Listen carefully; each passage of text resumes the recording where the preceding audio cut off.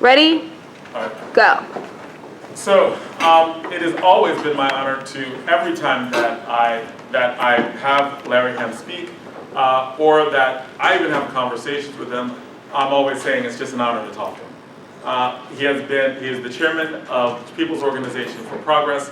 It is an organization that literally meets once a week to discuss and to try to implement solutions to problems that we have within our communities. He got the idea from an Amiri Baraka poem after the World Revolution, which says, meet once a week. If you have problems, meet once a week. Decide ways to solve those problems. And I think that Larry Hamm, a community activist who's worked on issues of police brutality, environmental racism, election fraud, right? Like, you name the issue, People's Organization for Progress at some point has been dealing with these issues. And in an extensive way. They hold series of protests, do series of lobbying efforts, work with politicians, work with other community organizations to try to push through actual solutions to problems, highlighting injustices over the years, injustices in police brutality, injustices in housing discrimination, injustices in environmental racism. And politicians will see what they do. The ACLU, other organizations, end up working with People's Organization for Progress to actually solve problems in our community.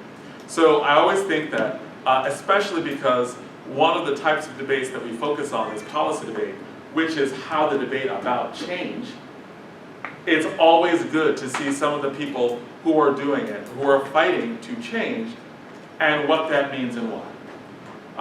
Our topics this year are especially profound because the topic in Lincoln Douglas debate is about housing and how there should be like housing reform, or what can we do about issues of housing. In policy debate this year, we're debating about the redistribution of wealth, and specifically the minimum basic income or Social Security, but other ways why it's necessary to redistribute wealth. These are things I know that are near and dear to Larry's heart. And he will also talk about some of the things that, what inspires him in terms of activism and fighting for change. Thank you for coming again. We're always honored to have you here. So without further ado, Larry. Good morning. How's everybody this morning? Great. Good. Good. I'm glad to be here to talk to the great debaters of the 21st century. And you're so lucky to have Mr. Alston as your teacher and your coach.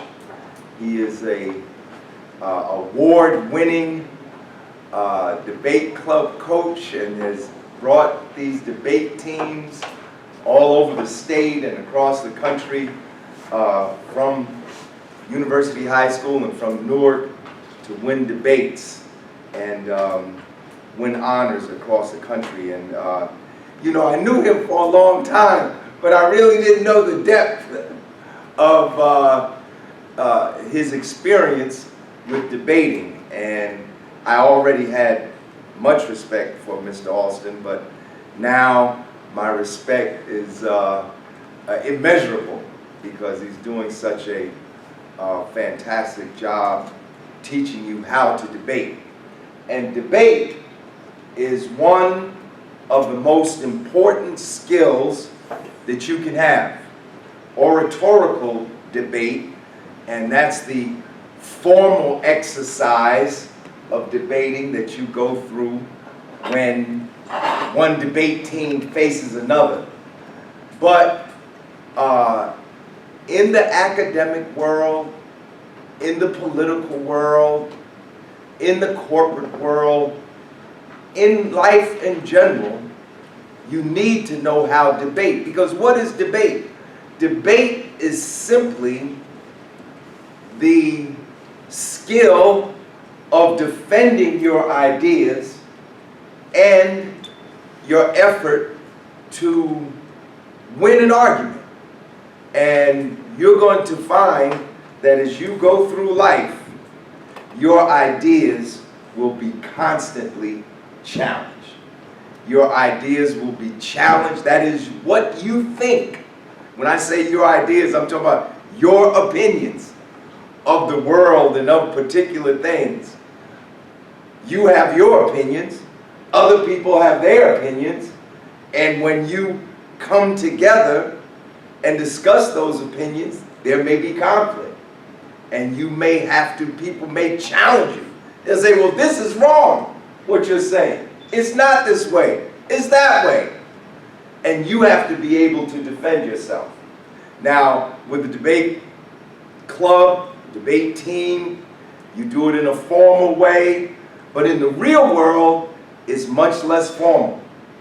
You know, sometimes it's very subtle and very polite.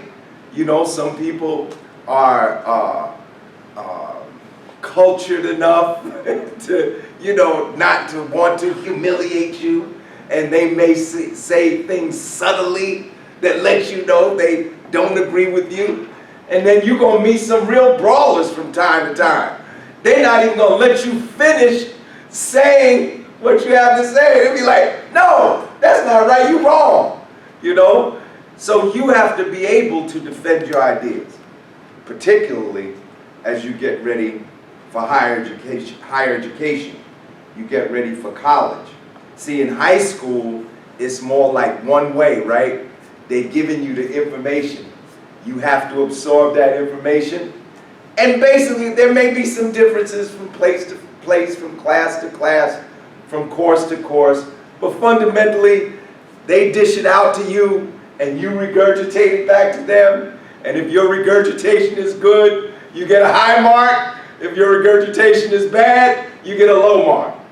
But in college, it's different.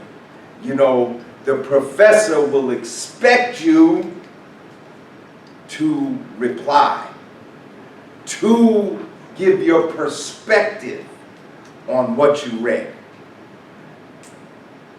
And it's very subjective, you know, particularly at the academic level. I know it's counterintuitive, but professors are not gods.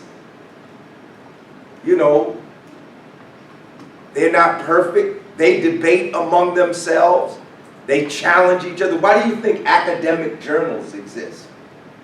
Because knowledge is constantly being updated. Knowledge is not static. Science is static. I mean, science is not static. If somebody gives you science that's static, then they're not giving you science. Scientific knowledge is always being updated. So when you get to college, you're going to see that there's more give and take on a certain thing, on a certain issue.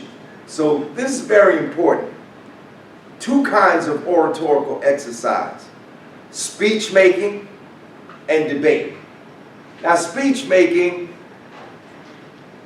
both are important because you're going to find yourself in a situation where you have to give basically a presentation where you lay out a fundamental set of ideas, and that's that. You know, you may be on your job and your boss may say to you, we want you to give a presentation to all the managers about our production over the last quarter. And you'll have to give a presentation. And there may be a few questions and answers, but you know, it's basically a kind of one-way affair. You may want to run for office one day. And at some point while you're running for office, you're going to have to speak to the people that you want to elect you, right? And you're going to have to be able to do what? To move the crowd. And you'll find that in oratory, and not just in oratory, but in many areas of endeavor, human beings are moved more by emotion than they are by fact. And I know that may sound shocking to some people too, but studies show this. This is not just my opinion. Studies show this. That's why they're always having focus. You ever heard the term, there was a focus group? You know, they brought a little group of, select group of people together to evaluate a film, to evaluate a product. You know, human beings are moved by emotion. And I've found that in oratory, in speech making, it's more emotional. You want the crowd to be with you. And many times, whether you gave a good or bad speech will be measured on the crowd's response. Debating is a little more technical because you have to present what? Facts. Debating, I mean, correct me if I'm wrong, Mr. Alston, debating is almost like being in a courtroom. You have the what? The defense, and you have the prosecution, and you have the judge, who's essentially a referee. And then you have what? The jury, who make the decision. And many times, whether you win or lose the case, will in large part be based on fact. That's why the judge is there. Because the jury could be swayed by emotion, but the judge is there to make sure that both the defense and the prosecution present the facts of the case. And the judge is also there to make sure what? That the jury knows the law that is applicable to this particular case. So, being able to give a good speech and being able to debate are both important. Personally, I found, when I went to Princeton, I was a student at Princeton University, and when I went to Princeton University, I took speech, oratory. Now, they gave both speech and they gave both debate. If you ever go on Princeton's campus, right? Have any of you ever been to Princeton, visited the campus? Do you remember going on the campus, and at one point when you go down the campus, you see two Greek-style buildings that look almost exactly alike? Anybody remember that? Small Greek-style buildings. They face each other. One is called Whig and one is called Clio. And those are the debate houses, essentially. And the Whig and the Clio, they debate each other. I didn't take debate. I wish I had taken debate. Because in my political activities, particularly in politics, there are two things that always get people, what two subjects do they tell you not to discuss at dinner? Religion. What? Religion, and what's the other one? Politics. Politics, because people get worked up, right, about both of those. So in politics, you know, your ideas are challenged a lot.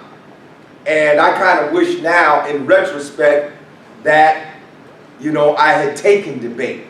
But I'm 69 now, and I don't think I'm going to go back and take debate. You know, you kind of, at a certain point, you kind of have to learn how to sink or swim on your own. And you can learn things without necessarily having formal instruction. Look how many great artists we've had who had no formal instruction, right? Great singers. We have great singers who had formal instruction, who went to arts high school and then went to music conservatories, and they became great. Then you had some that never had a lesson in their life, and they're millionaires, and they're great. So in a way, life, it's like if somebody picks you up and throws you in the pool, what do you gotta do? You gotta swim, right? You can talk all day long about swimming, but if somebody pushes you in the pool, you have to swim. So, Mr. Alston told me today that you wanted to talk, that you're going to be discussing income redistribution and also the housing question. And these are two very important questions today, because both are issues that are explosive, that are tearing at the fabric of society. And when we talk about income distribution, what are we talking about? We're talking about the redistribution of resources, of social resources, of wealth that is essentially collectively produced. What do I mean by that? You have a millionaire, say Bill Gates, that owns Microsoft. Isn't Microsoft? That's his, right? And the other one, Jobs, he died, he owned Apple. Microsoft is owned by one man, and he gets the lion's share of the wealth that is produced by the company. But Microsoft has what? Thousands of employees. And does Bill Gates do all the work?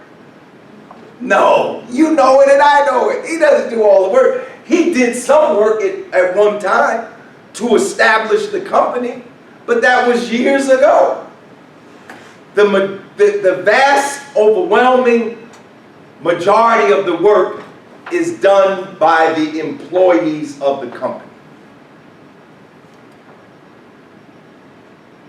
This issue of income redistribution is an issue that has bedeviled humanity since we fundamentally moved out of a primitive state of existence to an organized society. Human beings, what we call Homo sapiens sapiens, have existed. When I was in school, they told us that Homo sapiens existed. Now remember, I was in high school 52 years ago. I was a senior at Arts High School. And at that time, it was believed that Homo sapiens may have been about 50,000 years old, preceded by the other evolutionary stages of people. Today, the archaeologists and other scientists estimate that Homo sapiens sapiens may have existed for at least 300,000 years. Think about that. How much of that time is recorded history? About what? Somebody take a guess. How much recorded history do we have? Roughly. About 5,000 years. Basically about 5,000. 7 to 5,000 years, depending what you want to use an example of recorded. But human beings, like the human beings you would recognize, have existed for 300,000 to, from 250,000 to 300,000 years. That's a long time. And basically, human beings existed as hunter-gatherers during that period of time. You know, we lived in clans and groups and tribes and basically went place to place foraging and hunting. And basically the society was pretty flat, right? Everybody pretty much had the same. You might have had a leader who was bigger and stronger, you know. It could have been a man or it could have been a woman. It could have been a woman leader. You know, the oldest examples of God identify God as female. I don't know how many of you know that or would agree with that. That might not agree with your religious ideas, but you speak to archaeologists and sociologists.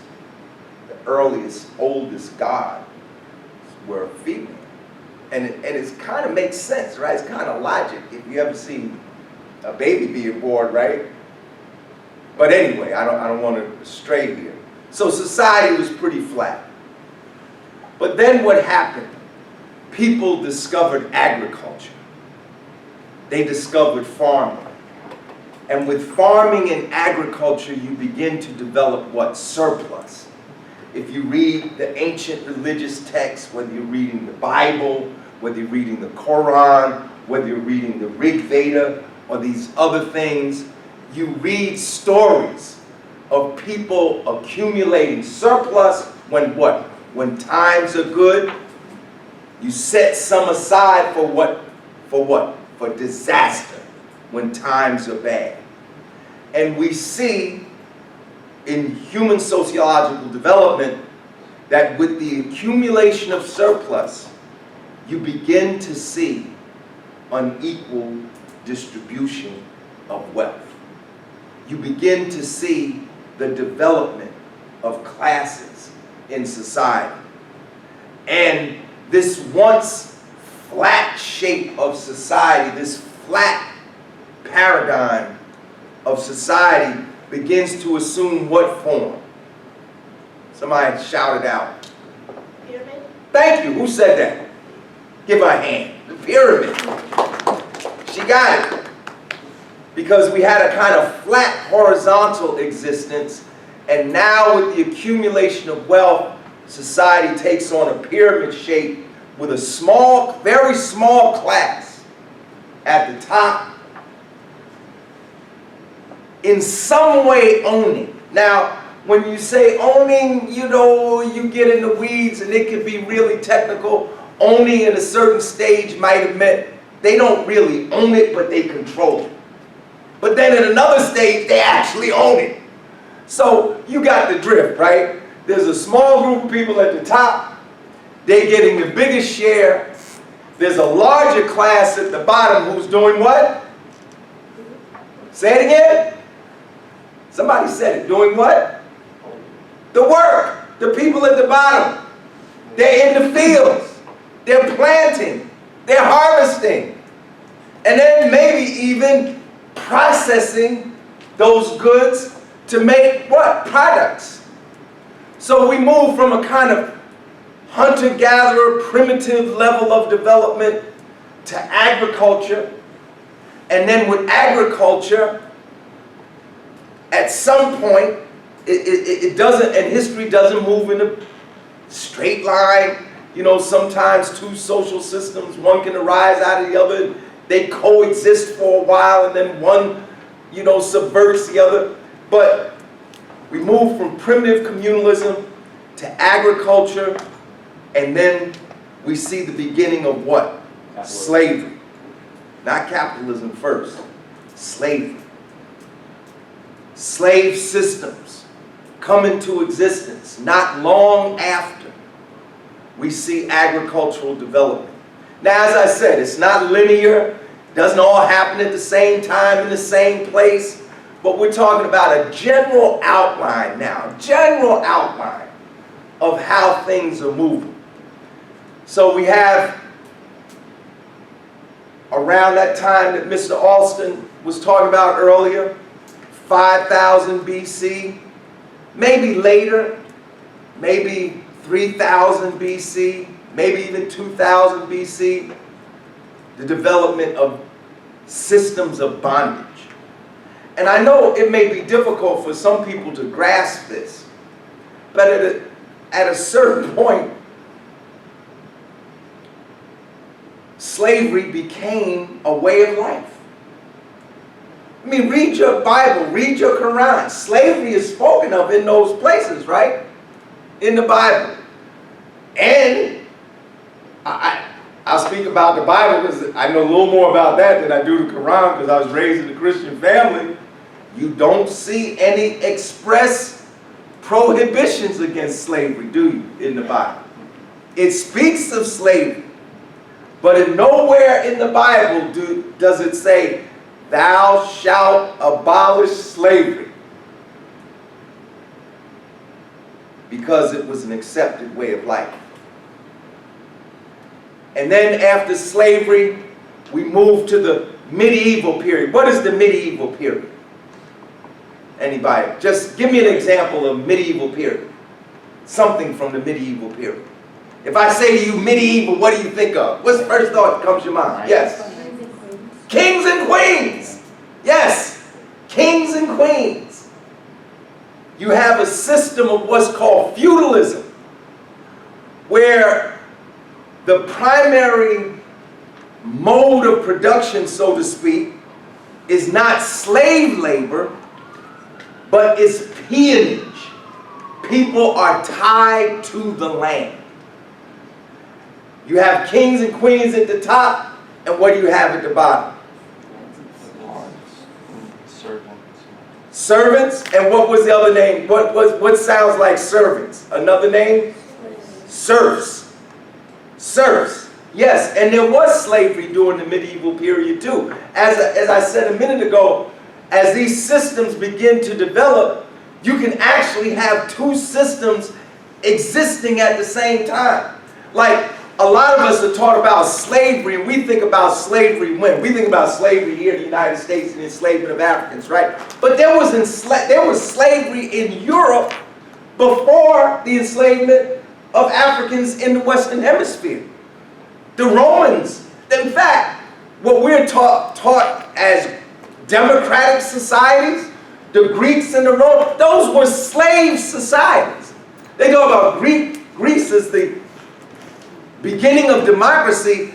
The number of people that had the democracy was a small group of people. You know, how many people saw that movie, The 300? You saw it, right? What was it about? The Spartans and the Spartans, right? We learned when I was a kid, we learned about the Spartans, and we learned about the Athenians, and we learned about Hercules and Achilles and, you know, Perseus and all of these people. Sparta was a slave society. In fact, in Sparta, one of the annual rites of passage was to send the young men out to hunt slaves and kill them. That's when you became a man. If let me tell you something. If you are the way you are now, and somebody put you in Sparta, you would want to get the hell out of there. You would not want to be in Sparta. Or Athens. All of them were slave societies. Rome had slavery. England had slavery. France had slavery. So they had slavery and they had peasant peonage at the same time.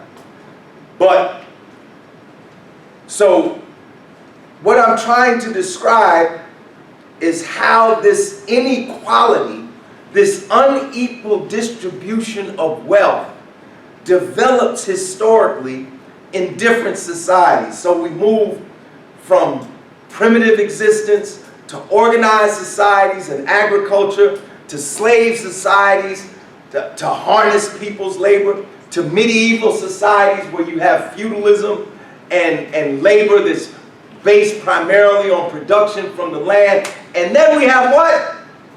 Capitalism. Capitalism arises during that medieval period where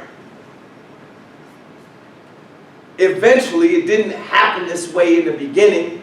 A lot of it in the early stages was about banking and the accumulation of wealth. How many know the story of Robin Hood? I'm not going to tell the whole story.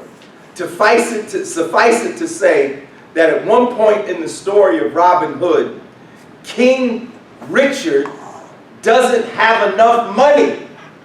Can you imagine that? The king doesn't have enough money. And he has to go to what? He has to go to the barons and to the merchants, the merchant class, which is a new class in society, to get money. Because he spent up all the money. And this is the beginning of this kind of modern era that we're in now. Because at a certain point, the merchants begin to discover, hey, maybe we the kingpin and not the king. Because the king was based on what? On blood and divine right. On blood is the inheritance, right? You the king, your prince, your son is the prince, he becomes a king, etc., etc., etc. So the merchants are, wait a minute. They're dependent on us to get the money.